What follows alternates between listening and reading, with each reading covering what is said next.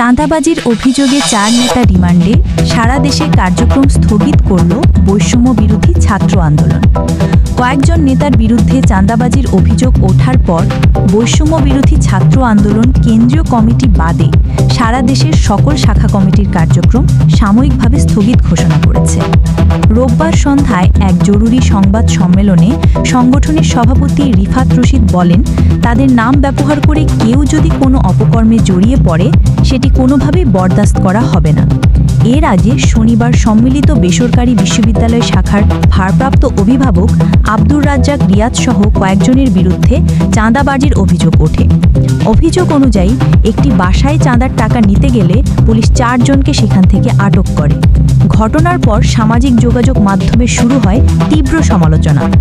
সংগঠনটির ভাবমূর্তি নিয়ে প্রশ্ন তুলতে থাকেন সাধারণ শিক্ষার্থী ও সংগঠনের সমর্থকরা। এই প্রেক্ষাপটে বৈষম্য বিরোধী ছাত্র আন্দোলনের কেন্দ্রীয় কমিটি ঘোষণা দেয়, সারা দেশের সকল শাখা কমিটির কার্যক্রম আপাতত স্থগিত থাকবে। সংবাদ সম্মেলনে রিফাত রশিদ আরও বলেন, বৈষম্য বিরোধী ছাত্র আন্দোলনের ব্যানার ব্যবহার করে কেউ যদি চাঁদাবাজি বা যে কোনো অপরাধ করে তাহলে আমরা চাই প্রশাসন তাদের বিরুদ্ধে ব্যবস্থা নিক। কেউ যদি আমাদের সহযোগিতা চান তাহলে আমরা আইনের প্রতি শ্রদ্ধা রেখে সব ধরনের সহায়তা করব।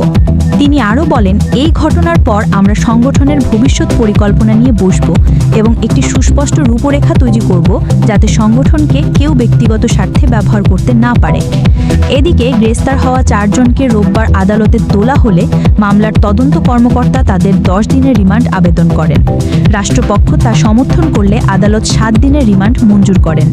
এ ঘটনার গভীর তদন্তের দাবি উঠেছে সামাজিক যোগাযোগ মাধ্যমে। অনেকে বলছেন এটি বিচ্ছিন্ন কোনো ঘটনা নয়, বরং সংগঠনের অভ্যন্তরীণ দায়িত্বহীনতারই ফল। সংগঠনটি কার্যক্রম স্থগিত করে স্পষ্ট করে দিয়েছে তারা অপরাধের বিরুদ্ধে কোনো রকম আপোষ করতে রাজি নয় এবং ভবিষ্যৎ কর্মপন্থায় আরও সতর্ক থাকবে। সুমাইয়া জান্নাত, জিএম টেলিভিশন। চোখ রাখুন জিএম টেলিভিশনের ফেসবুক পেজ ও ইউটিউব চ্যানেলে। সত্যের সন্ধানে সবার আগে জিএম টেলিভিশনের সাথেই থাকুন।